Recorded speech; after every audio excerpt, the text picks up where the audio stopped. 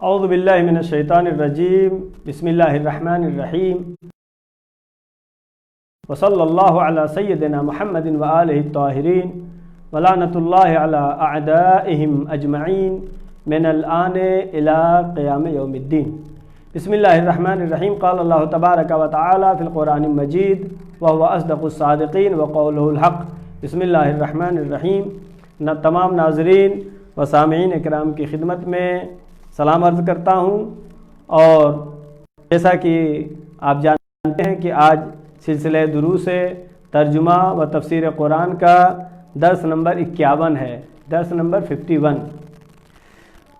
کل ہم نے جو کہ قرآن مجید شروع سے ہم نے ترجمہ و تفسیر شروع کیا تھا، سورہ بقرہ کی آیت نمبر 216 تک تلاوت کیا تھا، اور آج آپ تمام ناظرین کی خدمت میں سورہ بقرہ کی آیت نمبر 217 سے آیت نمبر 219 تک پیش کروں گا۔ بسم اللہ الرحمن الرحیم۔ یسألونک عن الشہر الحرام قتال فیہ قل قتال فیہ کبیر وصد عن سبیل اللہ وکفر بہ والمسجد الحرام واخراج اہلہ منہ اکبر عند اللہ والفتنة اکبر من القتل ولا يزالون يقاتلونكم حتى يردوكم عن دينكم ان استطاعوا ومن يرتد منكم عن دينه فيمت وهو كافر فأولئك حبطت أعمالهم في الدنيا والآخرة وأولئك أصحاب النار هم فيها خالدون۔ خالق اپنے مخلوق سے خطاب کر رہا ہے، یہ قرآن مجید جس کی آیتیں ہم پڑھ رہے ہیں مستقل۔ یسألونک عن الشہر الحرام، اے میرے رسول، اے میرے حبیب، یہ کفار و مشرکین آپ سے سوال کرتے ہیں، پوچھتے ہیں۔ کس بارے میں پوچھتے ہیں؟ عن الشہر الحرام، حرام مہینوں کے بارے میں پوچھتے ہیں۔ کیا پوچھتے ہیں؟ قتال فیہ، کہ ان حرام مہینوں میں جنگ کرنا کیسا ہے۔ قل، اے میرے رسول کہہ دیجئے، قتال فیہ کبیر، ان حرام مہینوں میں، حرام مہینے میں نے آپ کئی مرتبہ اس کے پہلے بھی ذکر کیا ہے، ماہ ذی-القعدہ، ذی الحجہ، ماہ محرم اور ماہ رجب المرجب، یہ 4 مہینے ہیں جو کہ زمانہ جاہلیت میں بھی جنگ خریزی حرام تھی، اور یہاں پر بھی اس آیت میں کفار مشرکین سوال کر یسألونک، اے میرے رسول آپ سے سوال کرتے ہیں کس بارے میں؟ عن الشہر الحرام، حرام مہینوں کے بارے میں۔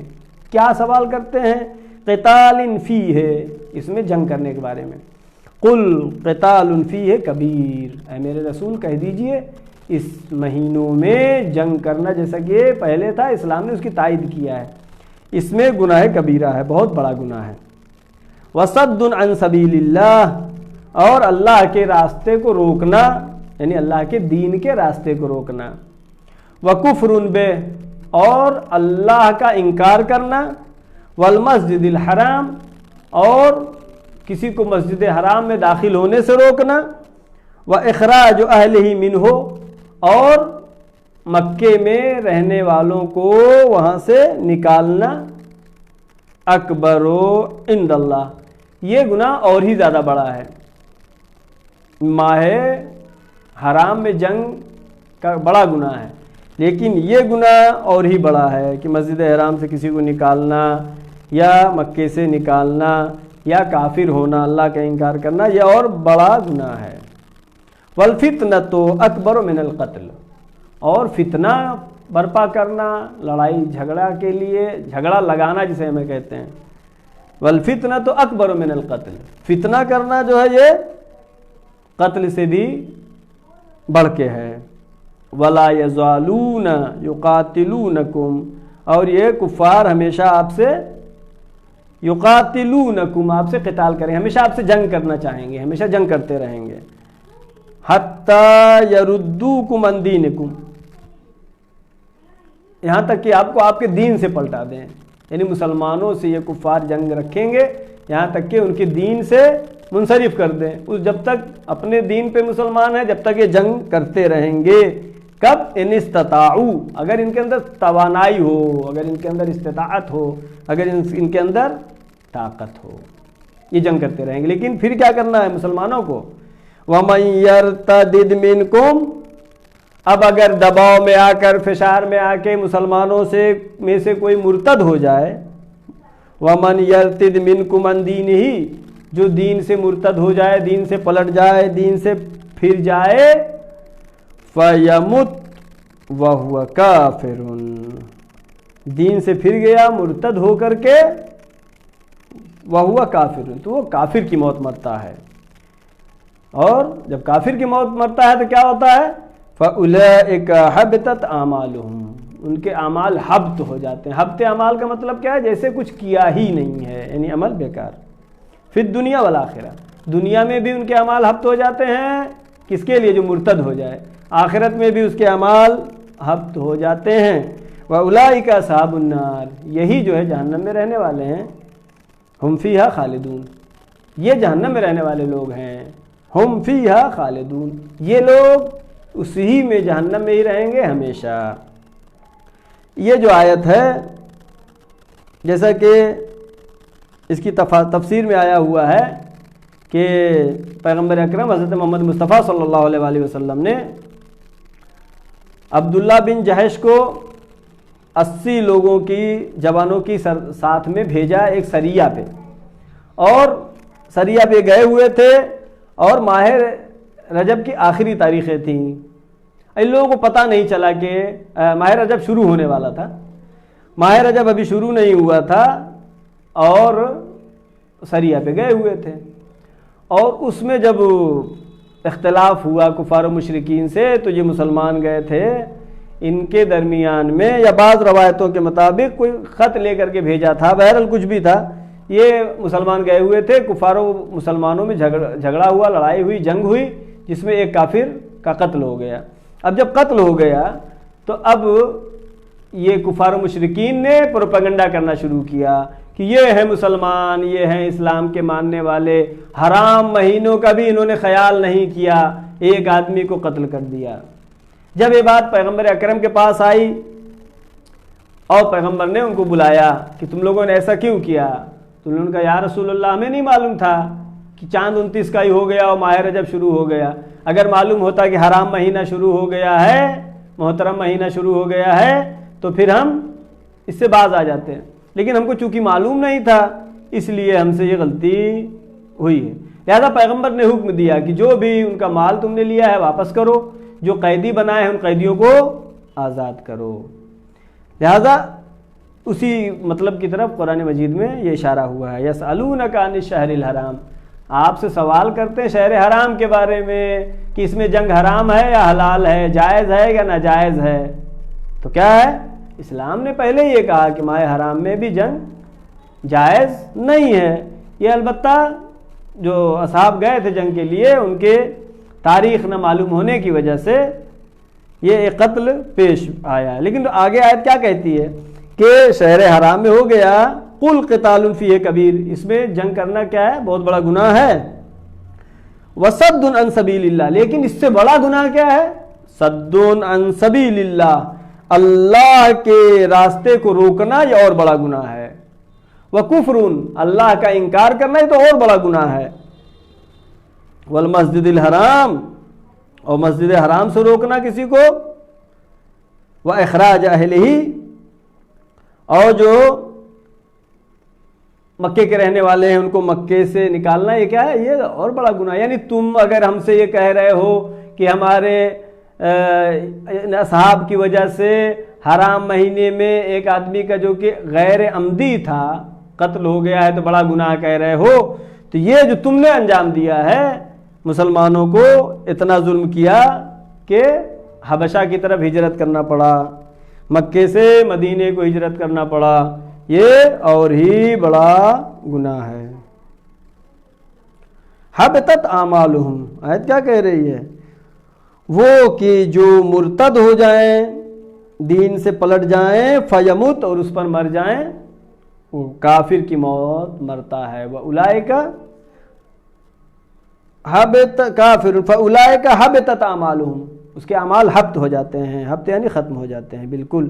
یعنی اس کی مثال ایسی دی جائے حبط کہ آیت بتا رہی ہے کہ اگر جو یہاں پر عمل کے بارے میں بحث نہیں ہے، دین سے پلٹ جانا، عقیدے سے پلٹ جانا.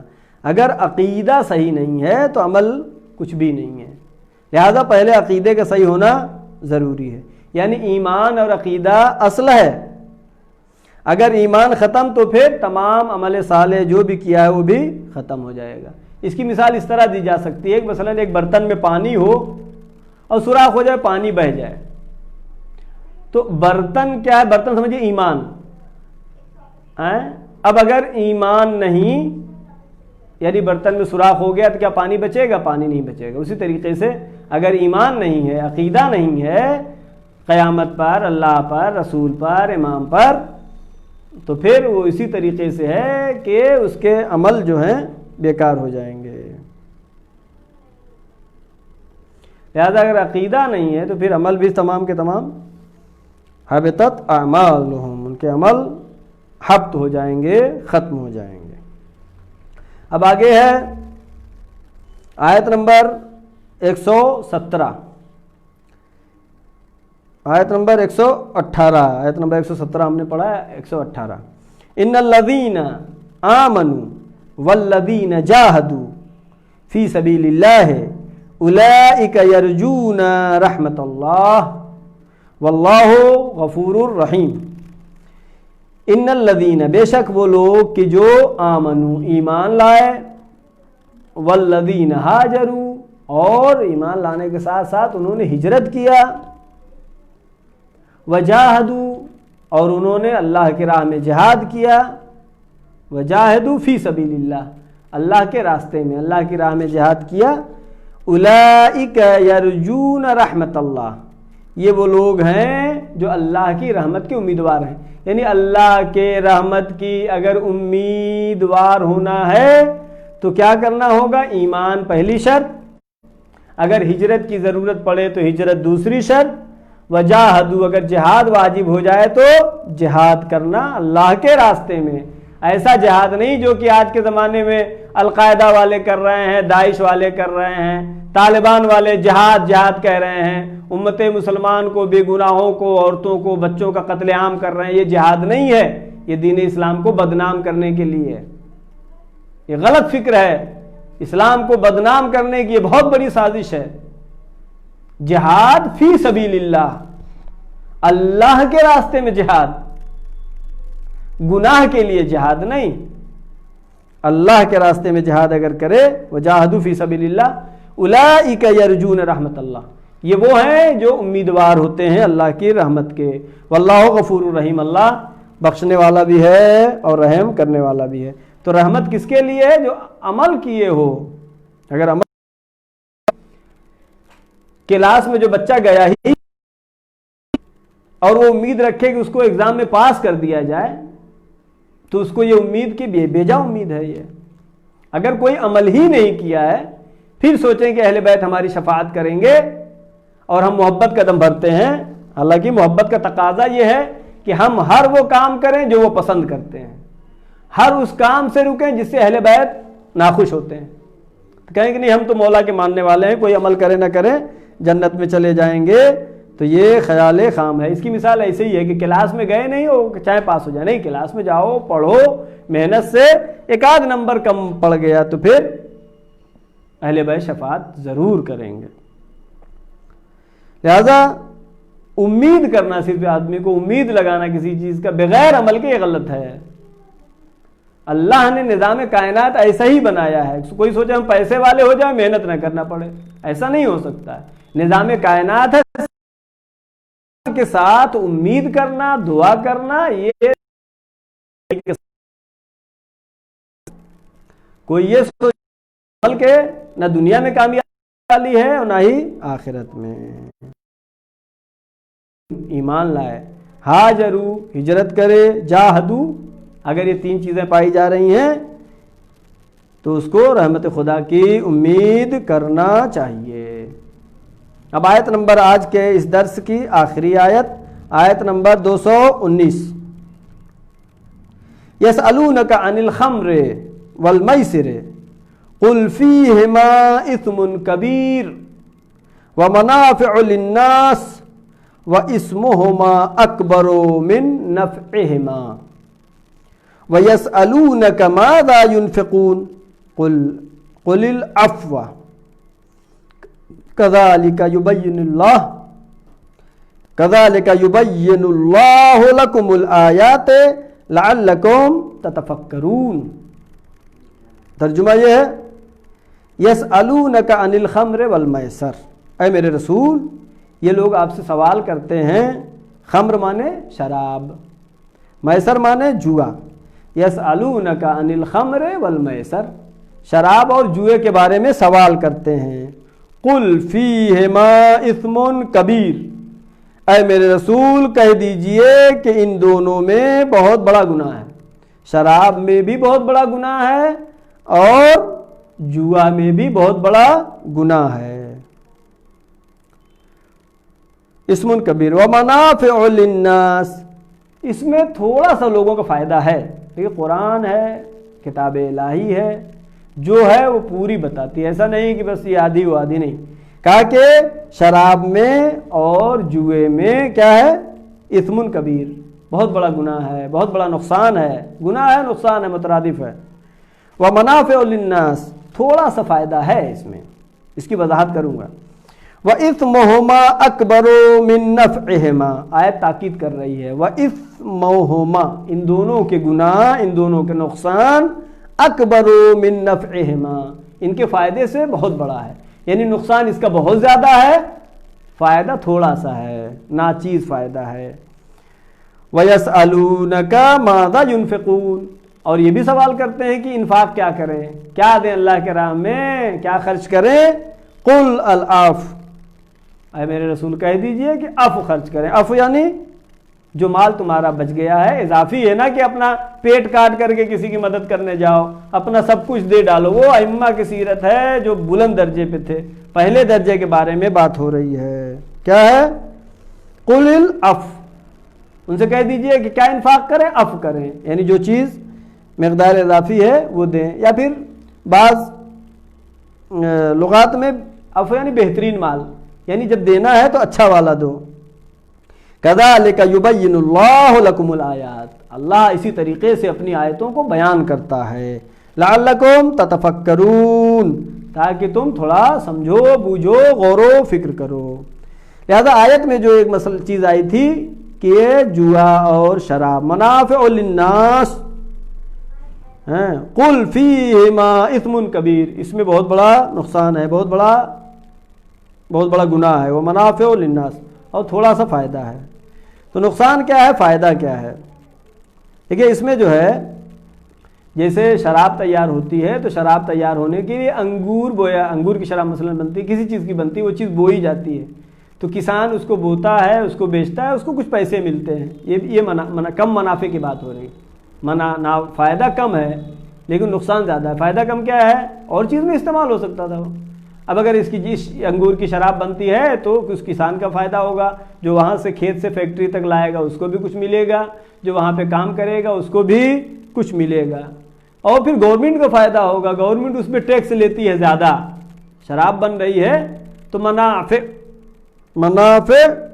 اس میں تھوڑا سا فائدہ ہے. منافع للناس، لوگوں کے لیے، عام لوگوں کے لیے فائدہ ہے. مومنین کے لیے تو کچھ بھی فائدہ نہیں ہے. شراب میں نقصان ہی نقصان ہے. فائدہ ہے لیکن اس کا نقصان زیادہ ہے. تو فائدے میں کیا کیا ہو گیا؟ جو کام کر رہے ہیں ان کو تھوڑا مزدوری مل جا رہی ہے، گورنمنٹ اس میں ٹیکس لے رہی ہے اچھے سے، جیسا کہ ہمارے کرونا کے زمانے میں گورنمنٹ نے کھول دیا ٹیکس لینے کے چکر میں. لہذا جو ہے اس کا جو ہے نقصان کتنا زیادہ ہے؟ نقصان تو بہت زیادہ ہے. ابھی کرونا کے زمانے میں جب جو ہے شراب بندی، تمام چیزیں بند ہو گئی تو شراب بھی بند ہو گئی، ایکسیڈنٹ کم ہو گیا، جھگڑا فساد کم ہو گیا، چوری ڈکیتی کم ہو گئی. تو معلوم یہ ہوا کہ شراب سبب بنتا ہے، قتل و غارت کم ہو گیا، بے گناہ کا قتل کم ہو گیا. اس کا مطلب کیا ہے کہ اس کا گناہ جو ہے زیادہ ہے. فیہما اثم کبیر، بہت بڑا نقصان ہے. ایکسیڈنٹ بڑھ گئے، لہذا جو ہے شراب کے بہت نقصان. اسی طریقے سے جوا کے بھی نقصان زیادہ ہیں، فائدہ تھوڑا سا. فائدہ کس کا ہے؟ مثلا ایک زمانے میں وہ لاٹری چلتی تھی، لاٹری جو چھاپ رہے ہیں، جو بیچ رہے ہیں، جو وہاں پہنچا رہے ہیں، تھوڑا موڑا پیسہ پاتے ہیں، لیکن نقصان بہت زیادہ ہے. نقصان کیا ہے؟ زندگیاں برباد ہو جا رہی ہیں. اور رکشے والا دن بھر کماتا تھا اور شام کو خرید لیتا تھا، صبح 10 روپیہ ملتا تھا، وہ بہت خوش، اور پوری زندگیاں برباد ہو جا رہی ہیں. تو اللہ نے جن چیزوں سے منع کیا وہ ہمارے لیے نقصان دہ ہے، اس لیے منع کیا ہے.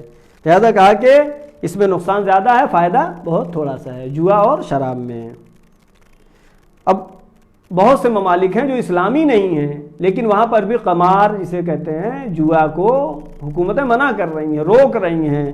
کیوں؟ اس لیے کہ اس کی وجہ سے نقصانات زیادہ ہوتے ہیں. لہذا یہ انسان کو سوچنا چاہیے، غور و فکر کرنا چاہیے. یہ آیت الہی ہے، یہ قرآن مجید ہے، یہ خالق کی کتاب ہے. اس میں جو کچھ بتایا گیا ہے وہ انسان کو جس نے پیدا کیا ہے وہ بتا رہا ہے. اب اگر خدا نخواستہ کوئی مسلمان شراب پیتا ہو، خدا نخواستہ کوئی مسلمان جوا کھیلتا ہو، تو یہ بہت ہی افسوس کی بات ہے. اس لیے کہ اگر اس کے باوجود بھی کھیل رہا ہے، جیسا کہ قرآن مجید نے صریح الفاظ میں کیا کہا ہے کہ اس کا نقصان بہت زیادہ ہے، اس کا گناہ بہت زیادہ ہے. لہذا اگر یہ جوا اور شراب ملکوں میں روک دیا جائے، اس پر بین لگا دیا جائے، تو پھر سکون ہی سکون ہوگا. اس کا فائدہ کچھ فیکٹری والوں کو مل رہا ہے، لیکن نقصان کتنا ہو رہا ہے؟ نقصان آپ دیکھ رہے ہیں، روز ٹی وی پہ نیوز دیکھ رہے ہیں کہ جب سے شراب کھلی ہے تب سے کیا ہو گیا؟ ایکسیڈنٹ بڑھ گئے، لڑائی جھگڑے بڑھ گئے، غنڈہ گردی بڑھ گئی، چوری بدماشی بڑھ گئی. تو معلوم ہوا کہ خالق نے اگر کسی چیز سے روکا ہے تو ہمارے فائدے کے لیے ہے. اگر جوئے سے روکا ہے تو ہمارا فائدہ ہے، اگر شراب سے روکا ہے تو ہمارا فائدہ ہے. ہم دعا کرتے ہیں پروردگارہ محمد و آل محمد کے صدقے میں، شہداء معصومین علیہ السلام کے صدقے میں، ہمیں جو بھی تمام گناہان کبیرہ اور صغیرہ جو بھی ہم سے سرزد ہوتے ہیں، پروردگارہ اس کو معاف فرما. پروردگارہ محمد و آل محمد کے صدقے میں، شہداء معصومین علیہ السلام کے صدقے میں، یہ جو چند آیات کی ہم تلاوت کرتے ہیں ترجمہ و تفسیر کے ساتھ، پروردگارہ محمد و آل محمد کے صدقے میں اس کا جو بھی ثواب حاصل ہو، اس عظیم ثواب کو ہمارے تمام مرحومین مومنین و مومنات کو اصال ثواب فرما. پروردگارہ محمد و آل محمد کے صدقے میں جو بھی پریشان حال ہے ان کی پریشانیوں کو برطرف فرما. معبود اس طرح کی بیماریاں، شراب و جوا اگر مسلمانوں کے درمیان ہے یا غیر مسلمانوں کے درمیان میں ہیں، چونکہ نقصان دہ چیز ہے، پروردگارہ اس کو ہمارے درمیان سے ختم کر دے. پروردگارہ محمد و آل محمد کے صدقے میں اس کورونا بیماری کو جلد از جلد نیست و نابود کر دے.